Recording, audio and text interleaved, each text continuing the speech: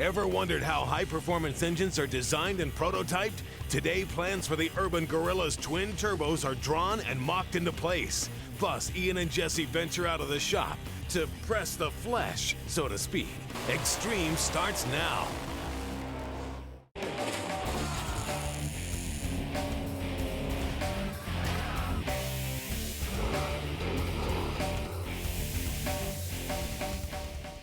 Welcome to Xtreme 4x4. You guys are gonna love what we have in store for you today. Yep, our latest build is the ultimate tow rig and recovery vehicle. Using a Hummer H1 Alpha as inspiration, we are taking this rusted out 87 Suburban off its frame. And by adding an all-steel body from 4x4 Bodies, we're building a Suburban Gorilla. Can you tell he's excited? Woohoo! We've already got the body on the frame with a few firewall modifications so we could squeeze in our Duramax engine and our Hill Killer Allison transmission. Today we're going to be working with our dual transfer cases and working on our custom turbo setup. Since the donor vehicle for this truck is an 87 Suburban, the first call we made when playing the four-wheel drive system was to Off-Road Designs. Now they specialize in parts and information for GM K-Series full-size trucks or anyone who's running that type of running gear. The product ORD is most well known for is their transfer case doubler kit. This package allows you to put two transfer cases together to end up with an all helical gear, multiple range cast iron case. It comes with a billet 6061 T6 adapter housing, all the gaskets, all the hardware, and a fully heat-treated chrome moly shaft. Before we start bolting everything together, let's have a look at why this swap is so popular. This is the range box portion of a new Process 203 transfer case. It originally had a giant chain drive section on the back of it to connect the transmission to the axles in constant four-wheel drive. And when you wanted 4 low, you'd simply select the lever to engage this range box to give you that 2-to-1 gear ratio. Now the chain drive portion of this transfer case is weak and essentially useless. So useless, in fact, when you start looking for a used one of these, you'll find most guys just strip off this range box portion and ship only this part to save on costs, and that's what we had done here. This doubler will attach that range case to an MP205, one of the strongest factory cases out there. This is a full cast iron unit with huge helical gears inside. This one happens to be from a Ford truck. And when you start to source used parts, it's a good idea to give Off-Road Design a call first. They gave us great advice on what we needed for our application, including a 2-inch up rotation version of their doubler kit for better ground clearance. Can you help me? Yep. Thanks. Ready? Yep. The old 205 needs some cleaning, so into the blast cabinet it goes. And it comes out looking almost new. The first step of the 203 range box is to change the gear and shaft assembly. And then we'll install the bearing into the doubler housing. With the 205 cleaned off, I can screw the studs into the housing. A little Loctite here is a good idea. The 203 range box will need a new fill plug, so I will change out the PTO cover. Then I can bolt the doubler to the 203 range box.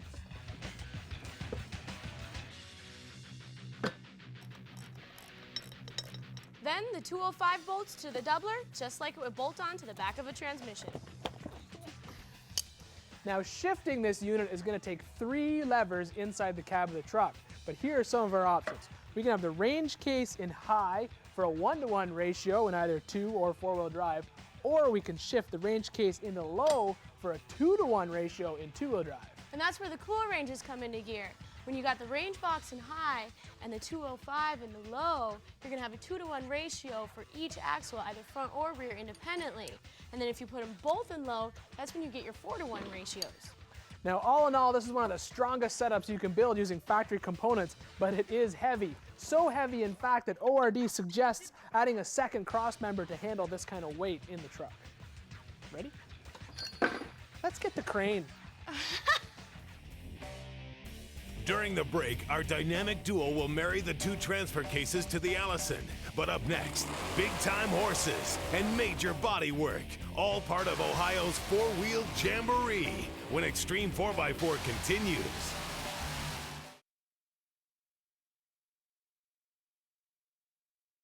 The Xtreme 4x4 Event of the Week is brought to you by Fram, America's #1 oil filter. Welcome back to Xtreme. All work and no play would make our jobs seem like jobs. So we jumped at the invitation to attend the 20th annual Four-Wheel Jamboree Nationals in Lima, Ohio, where beauty meets speed.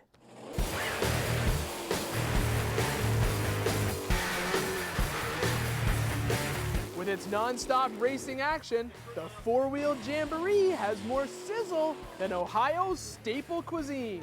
If you come to a Jamboree and you sit in those stands, the day will go so fast. There's so many activities out there. I like the little tough trucks out there. They're a lot of fun to watch. They crash, and the monster trucks are fun, so the whole show is a lot of fun. I don't watch racing.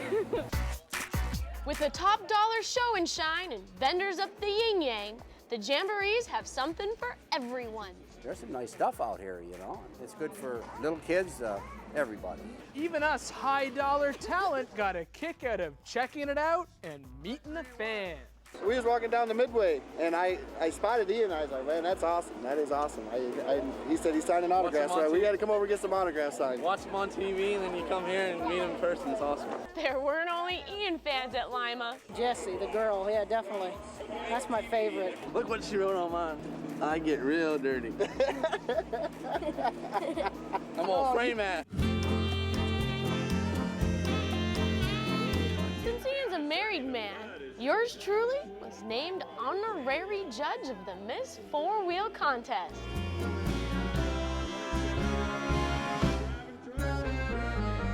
With such an important title at stake, I took my job very seriously. You're interrupting me!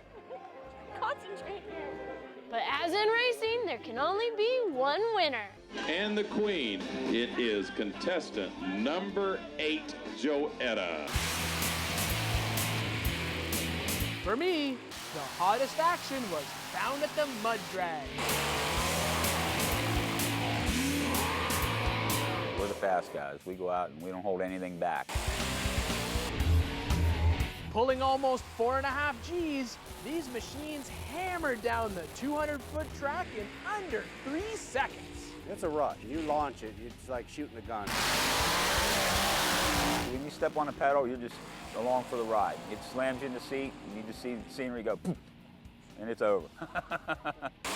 Like a modern-day Buck Rogers, they hurtle across the mud with close to 3,000 horses beneath them. You nail it, and it's just a rush. You know, the sound, the G-forces, and everything just kind of builds up. Comes on strong, hits hard. And sometimes it hits really hard.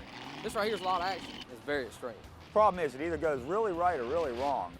There is like no in the middle. For 18 years, Chuck Cordy has gone wheels first into danger and has blown right through it. The sound of a blown alcohol motor is probably the main reason why I do this. I really like the sport, and I like the sound of horsepower. The little tin can muffler cars haven't really made it in my book yet. With 3 championships, his mud missile machine doesn't run a tin can motor. It's an aluminum block, big block Chevy, 540 cubic inch, about the biggest roots type blower you can buy on it, with about the biggest injection you can get. We just force as much air and fuel in it as we can. The mud missile is fast, but don't look for it on the asphalt. We can get away with things that our drag racing buddies can't because we only run for a couple seconds. If we would run my engine with my tune-up in a quarter mile, it'd just be a melted blob at the end of the track. We put 70 pounds of boost in this motor. Drag racing guys usually put about 40. It's making about all the power you're going to make out of an automotive type engine. Even though Chuck nailed the fastest reaction time at Lima, he was DQ'd for running it out of bounds. A rough showing, though, isn't enough to dampen his love of the mud. We really like the sport, like the people. Everybody helps everybody out. I've just had such a good time doing it. I'm not looking to quit anytime soon. Even though it was all rainy and nasty, it was still nice to get out of the shop and go and look at all those guys' huge trucks. And watching all those mud drags gave me a chance to perfect my mud dragster imitation. Good race, man. It's all good.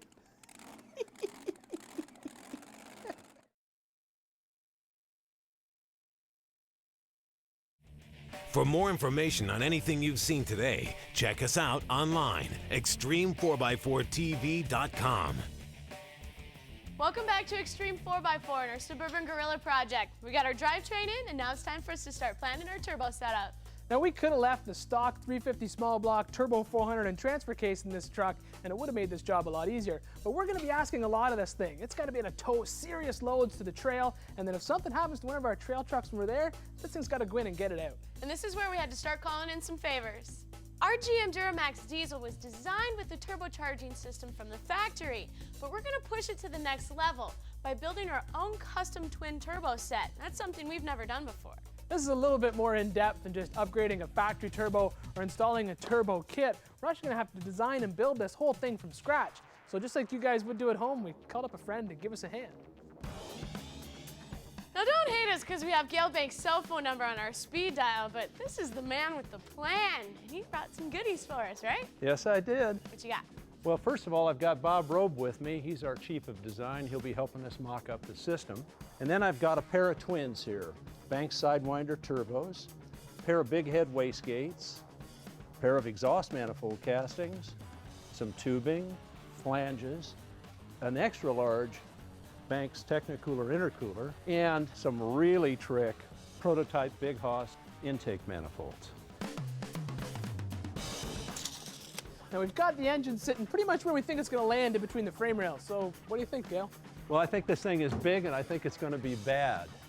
And with the Duramax in here, now we can lay out the twin turbo system and make sure that everything fits underneath the hood.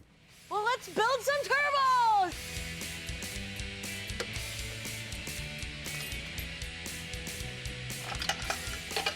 Since the intakes are going to be the tallest part of this engine, we'll set them in place.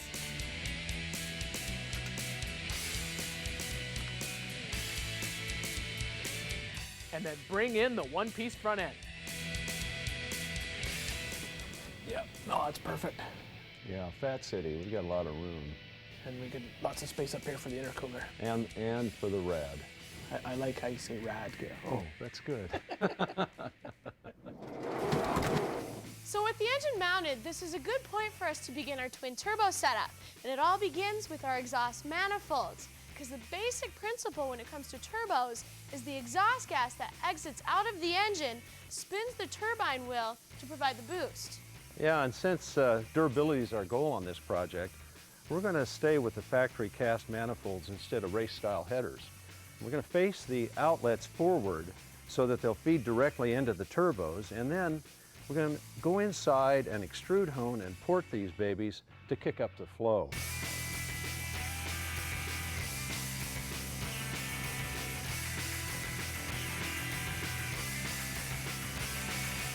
The next step for us is to install the turbos themselves. Thanks, Jess. Now we're using the turbo from the 7.3 Ford Banks Sidewinder system. But of course, instead of using just one on this engine, we're using two. You got it, Ian. Now, we built these turbochargers originally for good low-speed response, which will be great for this Gorilla.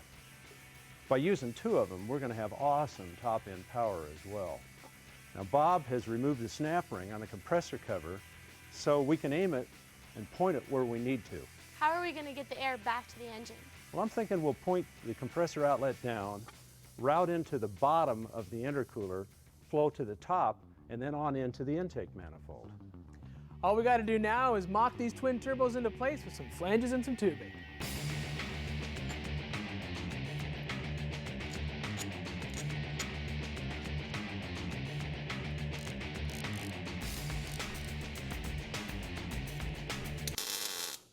Now that we got our turbo positions knocked out, stay with us while we add some more goodies to our turbo setup.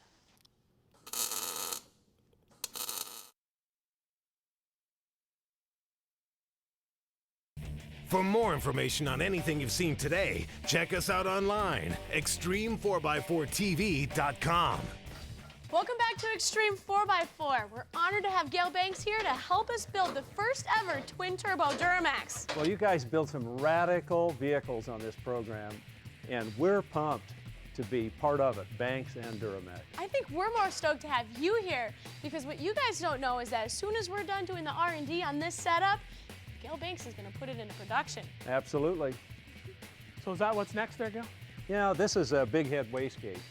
Our turbos come with wastegates built into them, but we need a larger one for this high boost, high output setup. What a wastegate does is it bypasses a little exhaust past the turbine and controls the boost output of the turbocharger. This one, using the bigger head, keeps a valve on the seat so it doesn't blow off prematurely, which kind of limits torque. So, good advantage there. Now it looks like we're going to probably mount them under here and do a weldment out of stainless to mount the turbocharger and flange the wastegate right off of it. With the stock bumper removed and the factory frame horns exposed, we'll cover them up with the bumper cap that came in the Urban Gorilla kit. And now we can talk about a massive Banks Technicooler. To build serious power, you need serious air density. And a large intercooler is just the ticket. You've seen these guys driving down the road, they get in the throttle, big smoke, they think they're cool. Well, they're not cool. Smoke is power you can see, but you can't use. If you want to make the power in the engine, you gotta cool the air, you gotta compress the air. So this gets us there. But this is not the intercooler that we're using. This is one of my big Dodge intercoolers. What we'll end up with is a pair of intercoolers, as if you split this down the center, one for each turbocharger. This is obviously sitting too high too, right? Yeah, I think a good way to go here would be to section a hole into the top of this bumper, drop it through, and then open up the front of the bumper to allow airflow into the intercooler, carry off all the heat we're going to produce.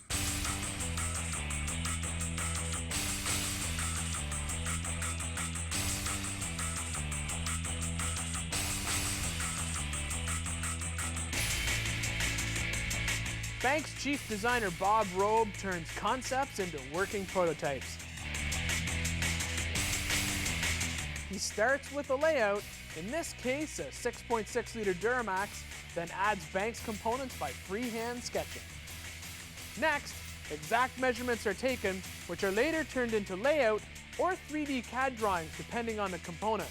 Eventually, prototypes are cast, which will be finished products for production tooling. With all our measurements done, we know that the air is going to leave the turbo, through the tubing, into the bottom of the intercooler, up, out the top, and right back into these intake manifolds. And speaking of manifolds, here's the stock setup. It's okay for the stock engine, but a bit tortuous, and we'd never ever get the air through this that we want to make big power. So we're changing the intake manifolds to a tuned Banks Big Hoss setup, and here we've got 8 individual intake ports, all port matched to the cylinder head, so the air flows nicely into the heads as compared to this cavity that just flows it in randomly. I can't wait to see all these pieces that we mocked up today in their final form. And these intake manifolds to come back as aluminum instead of plastic. Yeah, that'll be cool, but there's more. We're going inside this engine. We're going to the center line of the crankshaft, and we're going to start out from there. We're going to knife edge it, we're going to polish it, we're going to upgrade the rods, the pistons, pins, cam, roller lifters, push tubes, rockers, springs, retainers will all be upgraded. The heads will be CNC ported and the exhaust valves enlarged. And the whole thing will be blueprinted and balanced. After that, it's onto the engine dyno, where we'll calibrate it, then into the Gorilla for a final tune using the Bosch EDC16 engine controller and full fuel injection system. We are going to punish those 38s. What kind of numbers can we expect on this thing? I'm looking for 750 horsepower and 1,000 pound-feet of torque. 1,000? 1,000?